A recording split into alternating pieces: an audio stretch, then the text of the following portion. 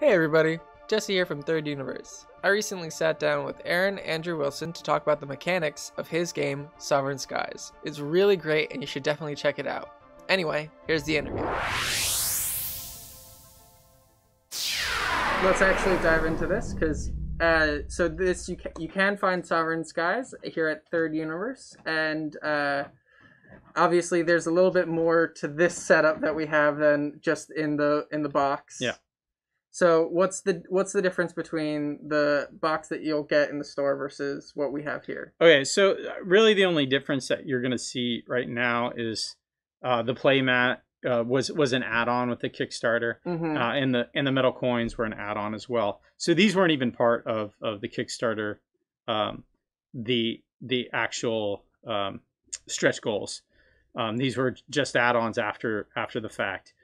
However, almost everything that you see here is this is the Kickstarter edition. If you want to hold that up, that's the actual Kickstarter edition. In that very last stretch goal, which was like $50,000, once we passed that, it got that chromium finish, and it actually does not photograph well, but it looks really cool in person. I mean, trust me. Yeah, the shine and the glimmer of all of it was like, just looking at it, you're like, oh, you're getting transfixed. It's already. it's really psychedelic and amazing.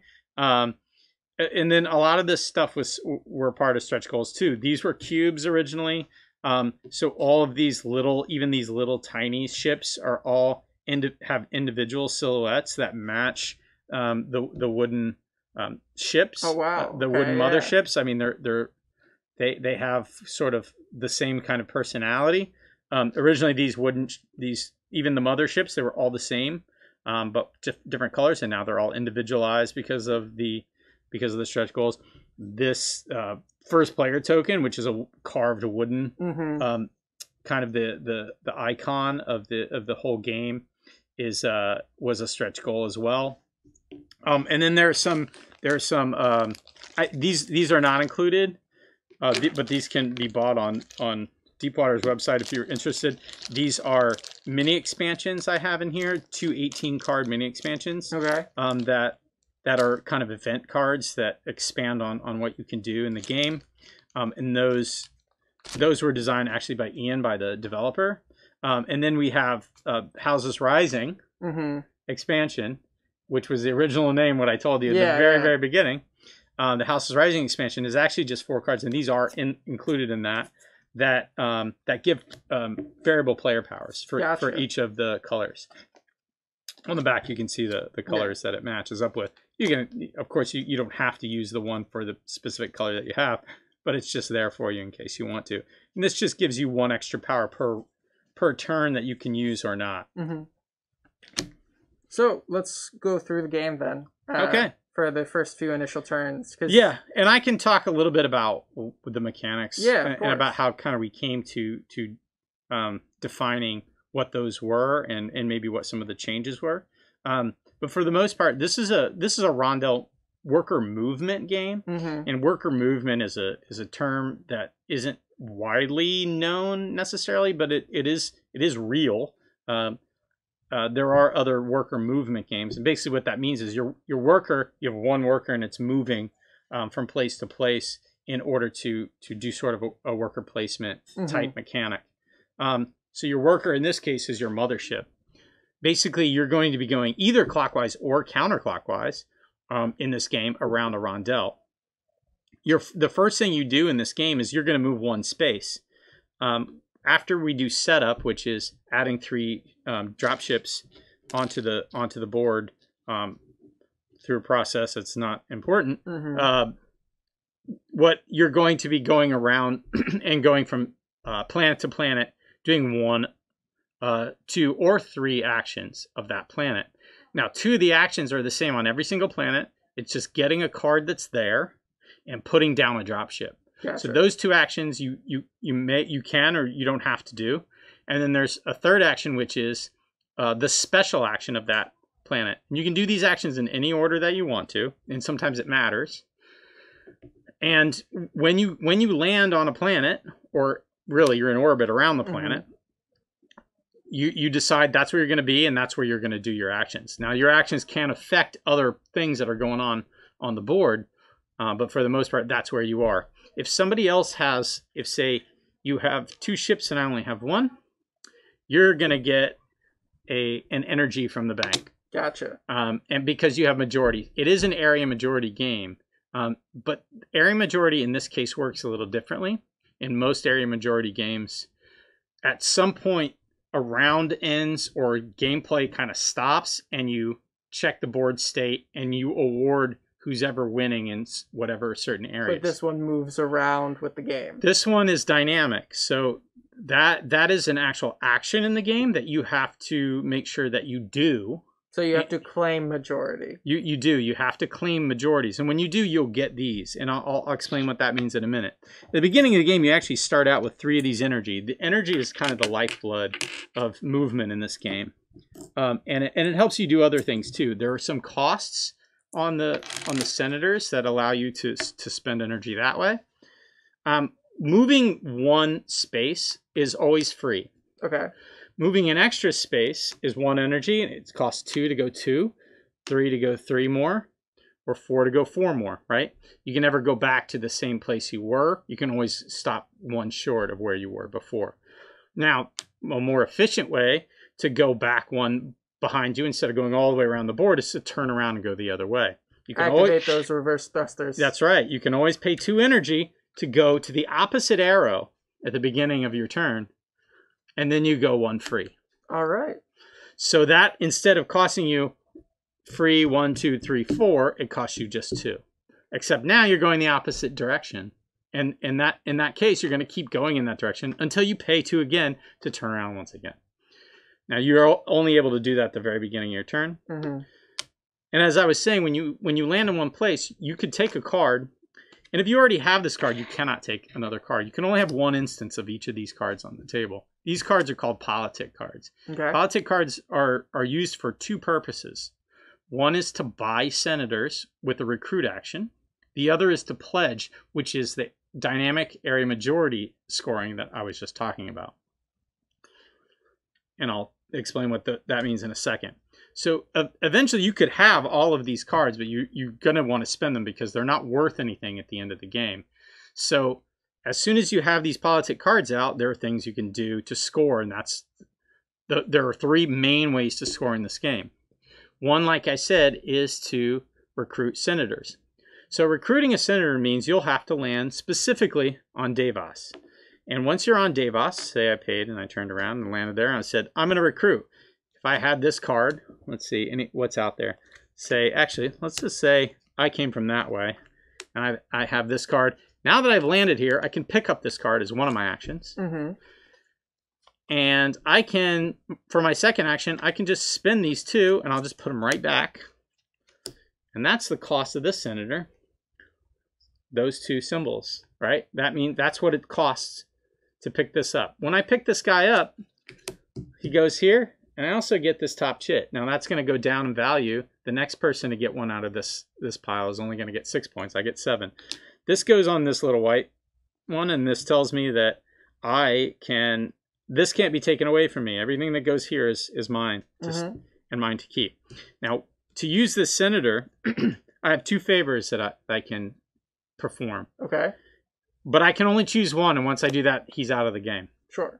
So this one says, one of my Politic Cards I can just trade for another one. Okay. This other one says I can move up to 3 ships by just paying 1 energy. Moving ships is really important. There's actually an action on the board for that. I can alternately, if I'm at Wern allows me to move 2 ships. What's that going to do? Well, that's going to consolidate ships onto a specific planet that I might want to have control over. Because once you have a certain amount of ships on any of the planets, you can turn those ships in to build a base. Building a base is another action that you might want to use, and that is over on Utai. So, say for instance I go to Wern and I move 2 ships to Utai, right? At some point when I land on Utai, I have 3 actions that I can do. Mm-hmm. Maybe I want to get the card. Maybe I want to put down a ship. And then maybe I want to do the 3rd action, which is build. Now I can build on any of the planets where I meet the requirements to be able to build on that planet. On green planets, it costs 2 ships to build a base. On purple planets, it costs 3, and on orange planets, it costs 4. Now, I just put down a ship on there as one of the actions there, which by happenstance gives me the 3 ships I need to build a base. So I can use that action then to take these off and build one of my bases. Now, the bases also have these little things on the bottom, and you can see that's right here on the map. This says activated. Now, when I build a base, it is not activated. If I go to Solenmere and it says I get 2 energy, that's all you get to get from here. I also get 1 energy per base, whether it's activated or not. So that would actually earn me an extra energy if I'm here. If I land there, I get 2, and I get 1 for that any of the bases I built. I get 1 extra for each.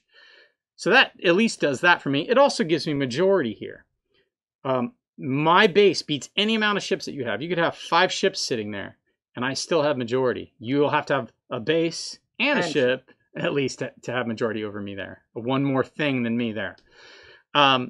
Also, activated bases beat any unactivated bases. So if you have an unactivated base and I activate this, that is now majority. Gotcha. Even if you have an unactivated one and 3 ships. But to activate this, that's how I score that base. And I'll need to go to, luckily it's right next to it, Regia. Regia is going to say I can use the activate. So I will have to go here and I choose which of the bases that I have unactivated on any of the planets that I have to activate. Once I do that, I'll flip that over and I'll know that can't be activated again. It's activated for the rest of the game. And it also allows me to pick up some points for that. Where are those points? Right by this big activation symbol here. And it shows me what colors are stacked next to, or which are stacked next to these colors, right? So this 7 I would get if I was first, and that would go here as well. I just knocked over all my bases. Now, one thing I forgot to mention is wherever I take this base from on my player board, I'm going to get a little bonus thing here. Now, if you notice, there are 3 little things at the bottom there. One says 2 energy, one says add ship, and the other says take a politic card. So whichever row I take that from, I can at least do 2 of those, up to 2 of those in an entire game. One of those bonus actions twice. So say I would take, I might start, if I'm energy poor, take 2 energy and I've got 2 more there. That might be a nice little bonus to have. Yeah. Also, the add a ship thing adds, if I have some ships out here and I know I'm 1 away from building on Davos, oh heck, I'm going to take 1 from I don't need energy, I need a ship out. Yeah. That way, next time I come around, I might turn right back around and build a base there. Gotcha. The other thing you can do to score in this game, so that's 2 ways, right? Getting senators, recruiting, activating bases. The other way to score is really interesting, and it's the other way that you use politic cards. And this is the one of the most interesting mechanics and the late added mechanics of this game that happened during development. So originally in this game, I had this sort of rebellion that was happening. Okay. And you as this outside faction was kind of tapping into that. And there were kind of these punishing cards at the end of the game. If you had them in your possession and you hadn't gotten rid of them, there was a way to get rid of them. You would get negative points. And negative points doesn't feel great to anyone. Yeah. So we were looking for other ways to actually just score instead of negative score in the game. And one thing we decided, originally I had these scoring rounds. That's really typical in an area majority game. But what happened was we said, how can we continue the smooth gameplay that's happening here without interrupting gameplay? So it's happening on a turn. So what we came up with was this sort of tug of war sort of mechanic. So if I go to Ilona, what it's going to say is I get to pledge. So I'm pledging loyalties to these specific planets. And if I have, say, I would pick up this card. Maybe I already have these 2. Say I'm going to pledge all 3 of these. I can pledge 1, 2, or 3 cards when I go to Ilona. Sure. And when I do that, any of these that are sitting out here, I just get them. And I don't have to have majorities on those planets. However, they can be taken away from me. If I'm not challenged on that, and if I'm first, by the way, I get an extra energy, which is really a great incentive to get out there and take these first. These go here. And the reason they go out here is because everyone who's playing against me needs to be able to see what I have and what they can take from me, possibly. So if somebody else has majority on one of those planets, all they have to do is do the same thing as me. They go to Ilona. They say, look, I have majority on this one. I have majority on this one. I have majority on this one. And they take these right off my board. Gotcha. And these are 3 points at the end of the game. So they just took 9 points away from me and put 9 points on there. Now, you know, if they only have 1 or 2 of those, they can just take the ones from anybody that they have that they're playing, and they can take them all. Yeah. And if you don't have a majority, if somebody has it and you don't have a majority over them, you can still turn that card in and get a point. So you just take a generic point for that, and these can't be taken away from you, and so at least you're getting something out of that. Yeah, so you need to. This also incentivizes you to go to those planets and get majority on those planets to maintain those points that you're trying to earn here. And so it's just a really different and dynamic way to kind of try to score a majority. And if at the end of the game somebody had majority in one of these places and they never challenged you, it's still yours. They didn't try to take it from you. That's their fault. So you have 3 ways to earn points, 3 main ways: to activate your bases, to recruit senators, and to pledge your loyalty. That's right. Yes. That's right. And so that's really the basis of this game. It's sort of a race game. You're racing to be as efficient as possible with your movement, to get points as efficiently as possible before 2 of these stacks disappear. So out of these 3 stacks, if 2 disappear from here, game ends. Mm-hmm. If it disappears from here, game ends. If it disappears from here and here, game ends. The round will continue to before the first player. So if one of these actually is gone and people are still playing, somebody can still score the 4 that's there, and they'll just take 4 points out of here. Gotcha. Like that. Mm-hmm. And all of these have different values on the bottom based on the one that was before it. That is not right. It should be 3, 4, 5. And that 2 is underneath like that. And at the end of the game, all you do, you add up all the points that you've earned here, plus 1 point per 3 energy. And that's your score. There's also a solo variation designed by John, who I'm designing Sovereign Sons with. He designed an AI, which is absolutely the best way to describe any sci-fi game, virtual opponent. It's basically a second player variant where you control the cards control the second player, and so these cards come off. You only need 1 card per player in this game. Yes. For these stacks, because you can only have 1. So in a 1-player game, you literally have 1 here. The other 3 are going to be all for each one of these are going to be in a deck, and those are going to be dealt out. And the way those come out describe where the AI goes and what the AI does. It's a really brilliant little system. It's a really great, fun solo game. And I think that's it. Yeah. Thank you for showing me this game and talking with me about the development. It's been really engaging, really interesting. Yeah, no problem. Yeah. And as I said, you can find this game, and you can find your other game, the teleporter. Please fix the teleporter. Please fix the teleporter here at Third Universe. Once again, we are a local game store in Cronin Hudson, New York. And thank you so much for coming. Yeah, thank you. Yes. If you want to follow me, I'm on Twitter at Internetsmagic. That's actually great. Which I've had for a very long time.